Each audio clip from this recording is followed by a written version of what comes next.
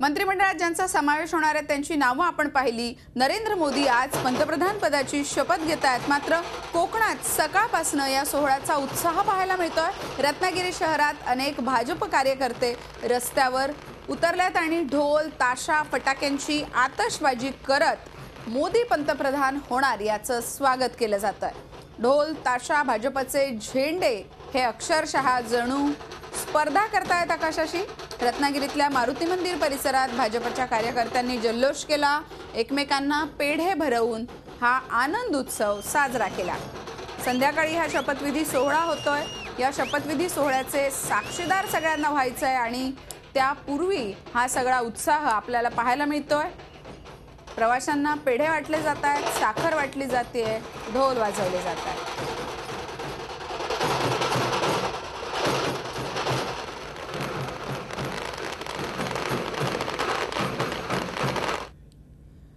आपण आत्ताच पाहिलं कशा प्रकारे मोदींच्या या सगळ्या शपथविधी सोहळ्याच्या निमित्तानं जल्लोष सगळीकडे केला जातोय। आणि याचबद्दल चर्चा करण्यासाठी मुंबईतनं आपल्या सोबत आपले प्रतिनिधी अमित जोशी असणार आहेत, पुण्यातनं नितीन पाटणकर आहेत, तर नाशिकमधनं योगेश खरे आपल्या सोबत असणार आहेत। सुरुवातीला आपण पुण्यात जाऊयात। पुण्यात काय परिस्थिती आहे नितीन, कशा प्रकारे जल्लोष सगळीकडे साजरा होताना दिसतोय?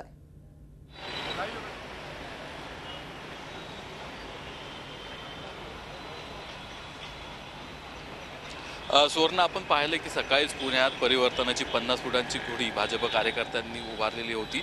जल्लोष आणि आनंद साजरा केला होता। त्यानंतर आता आपण जे आहोत ते पुण्यातल्या फर्ग्युसन कॉलेज रस्त्यावरील ज्ञानेश्वर पादुका चौकात आहोत आणि या ठिकाणी भाजपचे कार्यकर्ते आपल्याबरोबर आहेत। ते देखील जल्लोष करतायत, मोदींच्या शपथविधीचा आनंद साजरा करतायत। आपण त्यांच्याकडनं जाणून घेऊयात ते कशा पद्धतीने आजचा शपथविधी समारंभ साजरा करणार आहात। तुम्ही कसा हा आनंद सोहळा साजरा करणार आहात, काय तयारी केली?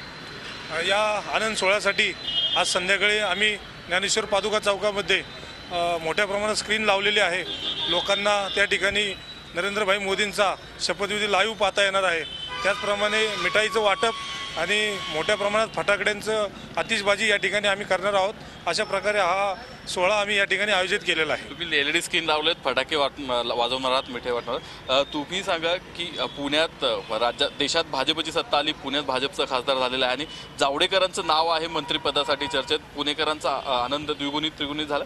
नक्कीच आमच्या सर्व पुणेकरांचा आनंद द्विगुणित झालेला आहे आणि केंद्रामध्ये पुण्याचं स्थान बळकट झालेलं आहे आणि पुणेकरांना हा सार्थ अभिमान आहे की जावडेकरांच्या रूपाने आज केंद्रामध्ये पुण्याचं एक नाव सामील झालेलं आहे आणि पुण्यालाही नेतृत्व करण्याची संधी बऱ्याच वर्षांनी या भाजपच्या काळामध्ये न्याय मिळालेला आहे। नरेंद्र मोदींनी तो न्याय दिल्याबद्दल आम्ही नरेंद्र मोदींचे आभारी आहोत व त्यांचे शतशः आभारी आहोत। नरेंद्र मोदींचा आभार मानतात। पुण्यात अनेक ठिकाणी असाच प्रकारे हा शपथविधी सोहळा जो तो साजरा केला जाणार आहे, पाहायला जाणार आहे, त्यासाठी व्यवस्था करण्यात आलेली आहे। तुम्ही सांगा काय तुम्हाला वाटतं पुण्यामध्ये काय स्थिती आहे, कसे भाजपचे कार्यकर्ते वेगवेगळे? पुण्यामध्ये 3.25 लाखांनी आपला भाजपचा विजय झालेला आहे, त्यामुळे सगळीकडे आनंदी वातावरण आहे। त्यामुळे आज आम्ही इथं आपले नरेंद्र मोदीजी चहावाले होते, त्यामुळे इथं आम्ही सगळ्यांना चहा वाटून आज उत्साह साजरा करणार आहे। सुवर्ण, आपण पाहिलं चहा देखील वाटला जाणार आहे, साजरा केला जातोय। नितीन, तुम्ही आमच्या सोबत असेच राहा। गुढी उभारली जाते। पुण्यातला जल्लोष आपण पाहिला। मुंबईतली आणि नाशिकमधली परिस्थिती सांगण्यासाठी अमित आणि योगेश खरे आपल्या सोबत असणार आहे। आपल्याला त्यांच्याकडनं सुद्धा तिथला उत्साह समजून घ्यायचा आहे। झी 24 तास रहा एक पाऊल पुढे।